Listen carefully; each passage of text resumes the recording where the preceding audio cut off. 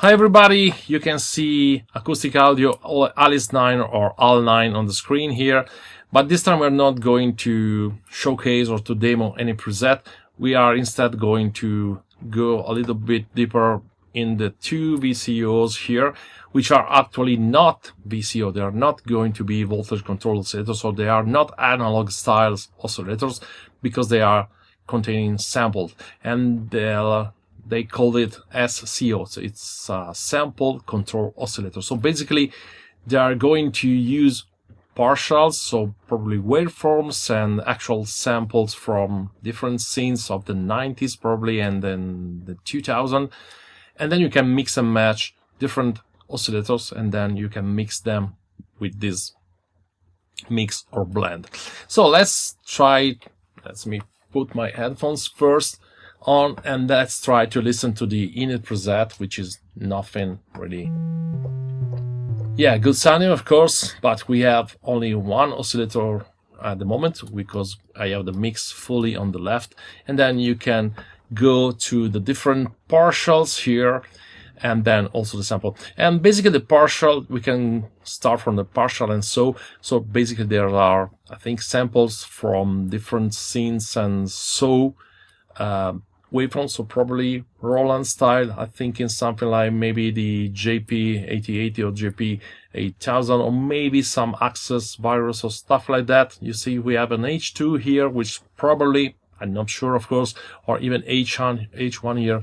So they're probably sampled from a virus. I'm not sure actually.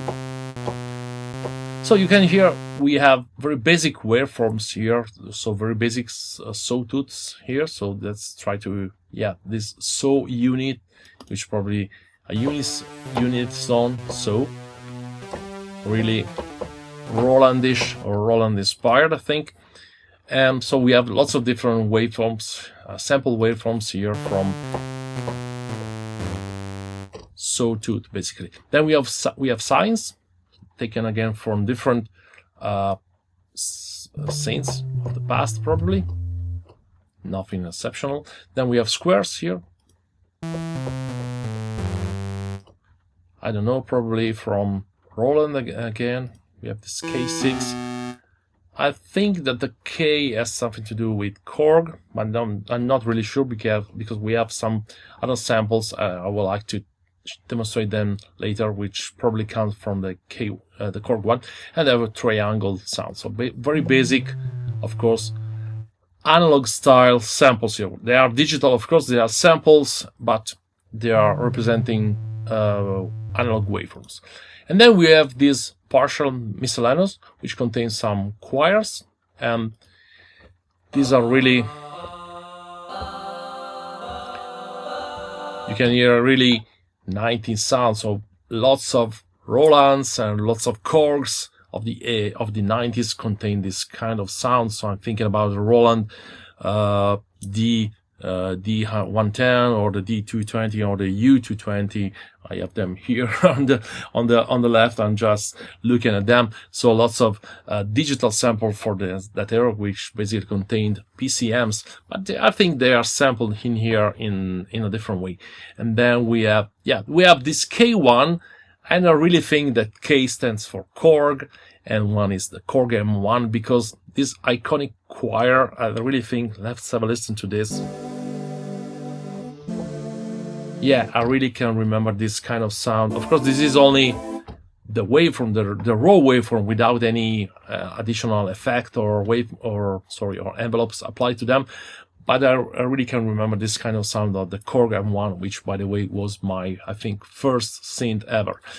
And then we have this bass pads, which contain samples. So basically, I think that this bass contains samples from different scenes.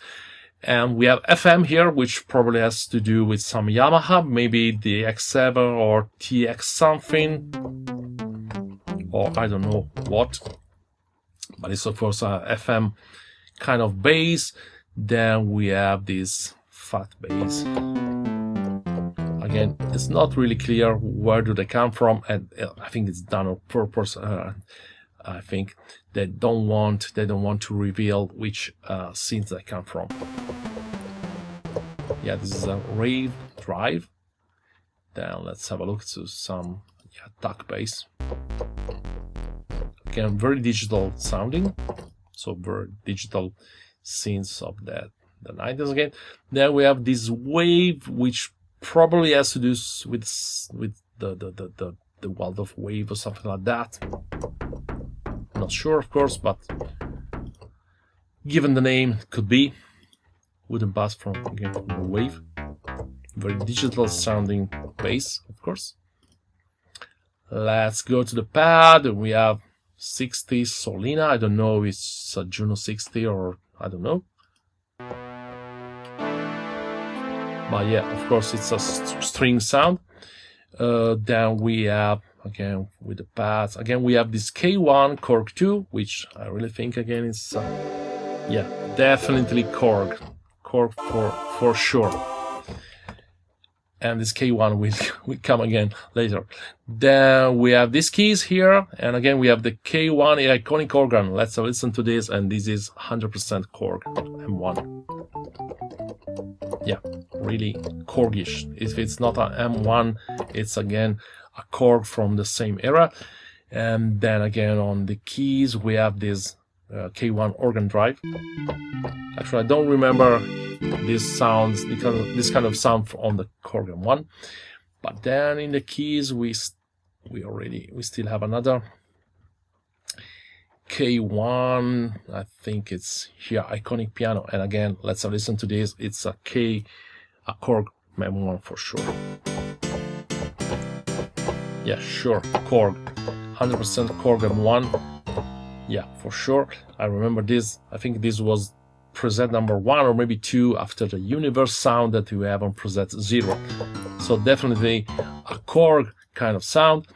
Then we can move. Yeah, actually, let's stick to the keys here, because we have this mel, which are mellotron for sure. So let's have a listen to the strings.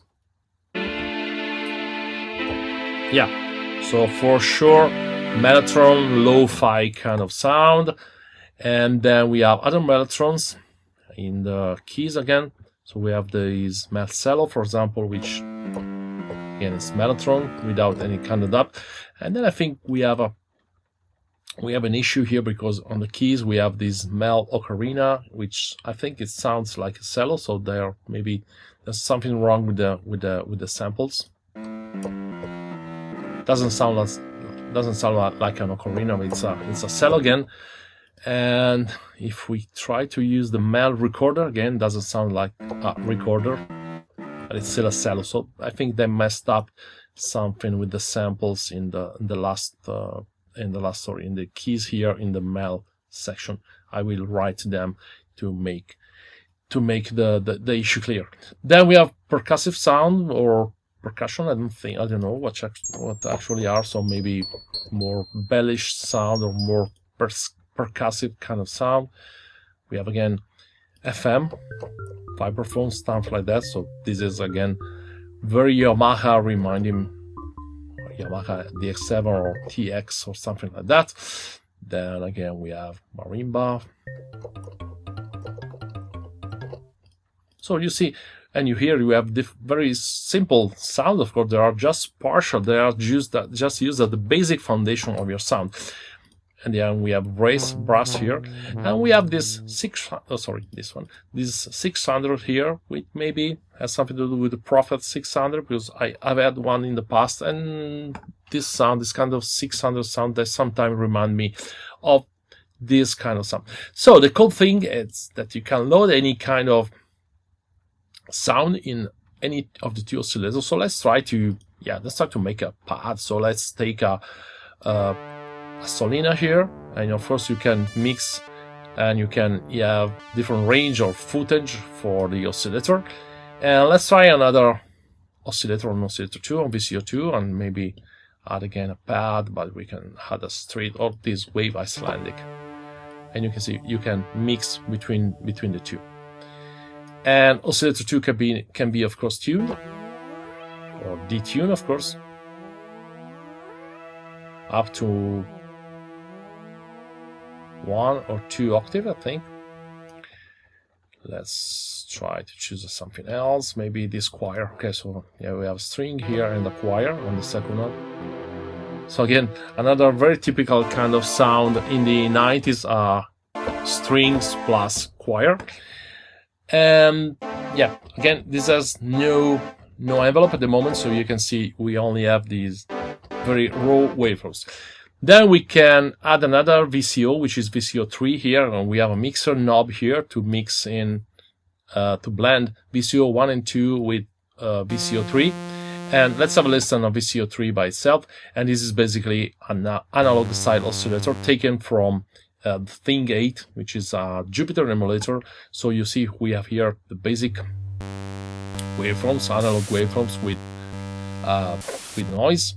So let's have a pulse wave, and again we have the range here, so you can adjust the footage or any note between them. And then let's mix it with the first two oscillators.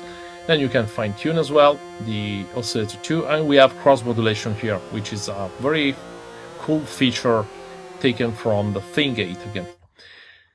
And then we have also a fourth oscillator, which is a sub-oscillator, so we can enable it. And let's say I want to have it as a square wave, so we don't have many choices here, only square and sine wave, and we can mix it. Yeah, you see, we simply have a low octave oscillator here.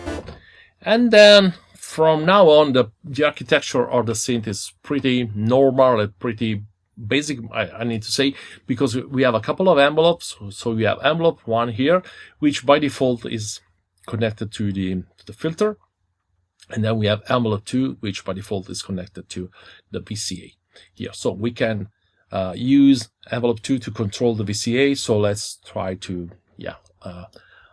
have a slower attack, maybe a little bit slower. And you see here is we have a nice representation of the envelope. So I want to lower the decay, maybe lower the attack as well, and then add a little bit of sustain and a lot of release. So now the synth will sound like this.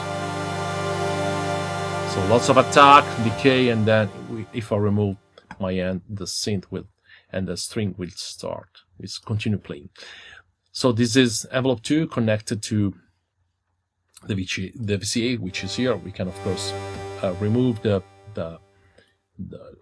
lower the amount of VCA, and then we can also of course use the same envelope 2 to control filter. So we can simply select here and choose between envelope 1 and 2, and by default we can have envelope 1 selected for the filter. So let's try to have a slower attack and then a little bit of decay and no release, and then to move the mod env modulation. So this is the amount of modulation that goes from the envelope to the filter.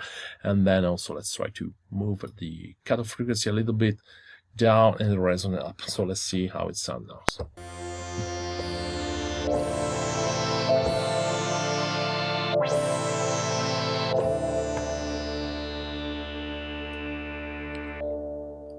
And we can move the filter. Yeah, and speaking of filters, we have a good choice of filters here. We have the VCF 8, which probably again comes from the Thing 8.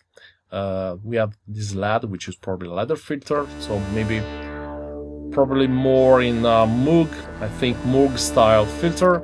Then we have this SVF, which is probably a state variable filter. So yeah, there's different flavors of filter. I don't know which OMX stands for, the Pro or the Pro MK2. I don't know if they are Prodigy, Prophets, or something like that. Probably Prophet and MK2. So basically, a very simple architecture starting from the oscillators and going forward, because we only have 2 envelopes, 1 filter.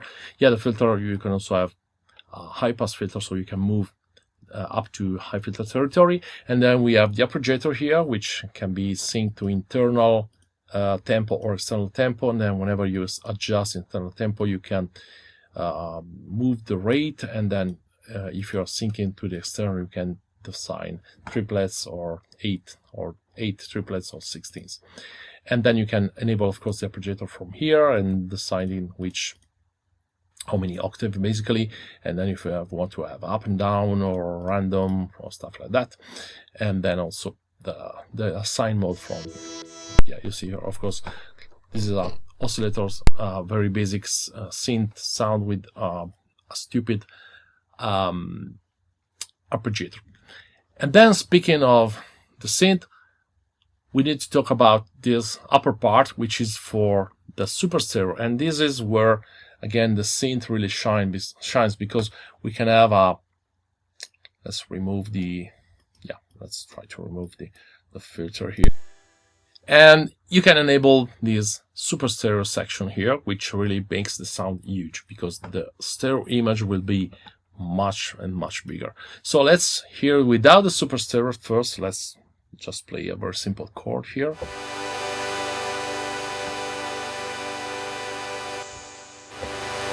Yeah, I want to add a little bit more sub, and then let's enable the super stereo, which is set to maximum at the moment.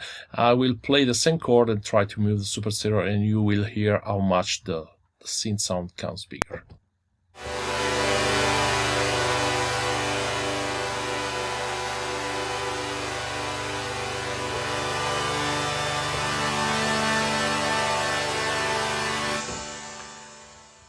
And as you can hear, by using the super stereo, the synth sound really becomes huge and really big, and really has a big stereo dimension, which is really cool, I think. Then we can also detune the oscillators here. And then we have effects here. I never actually ever used the effects until now. So let's turn the effects on at the moment. And then we have a saturator here, which comes from Ash, I think, and really saturates the sound in a very nice way. Then we have an EQ here, which I don't know which unit they are sampled. And we have chorus here, which is Korn for sure, which is a Juno style chorus, because we have type 1, 2, and 3, and then we have an analog delay, and we have a reverb here. So let's add a little bit of reverb at the moment.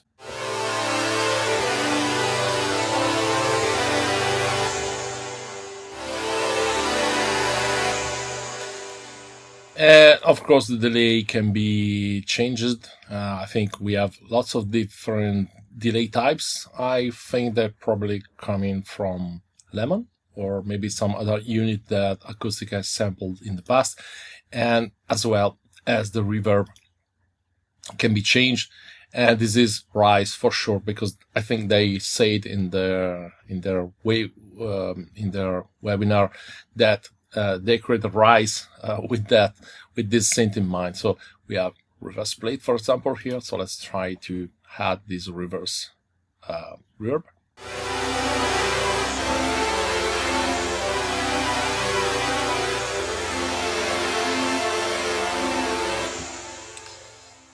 Yes, and that's basically it. So a very powerful synth, in my opinion, because the power of this synth comes from its two sampled oscillators.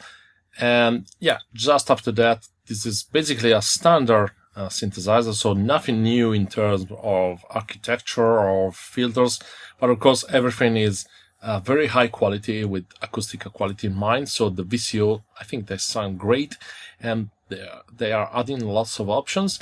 And also they said that in the future they might add the user user samples, so you can probably load your own samples. I don't know how they can handle it, because again, they are not samples and they are not wavetables, so I think they are kind of a mix of the two. So maybe they take a sample and then slice it in those small parts, and then maybe they are adding some advanced round robins or stuff like that, or maybe phase inversion to make it sound more rich and also not to sound too repetitive, so not too static. So I think that the oscillators are really powerful in this synth, and you can also have them alone without any other additional VCOs and effects and stuff like that. So we can turn the effects on and listen to the synth by itself. Again, this is a very simple sound that I created here from scratch without many additional embellishment, but you can, of course, move things around and change any kind of parameter. So that's it for today. Let's finish the video. You can, of course, watch my other videos, like and subscribe if you like, and then you can, of course, download the trial for AL9 from Acustica audio website, and the link is down here in the description. See you in the following days. Bye bye.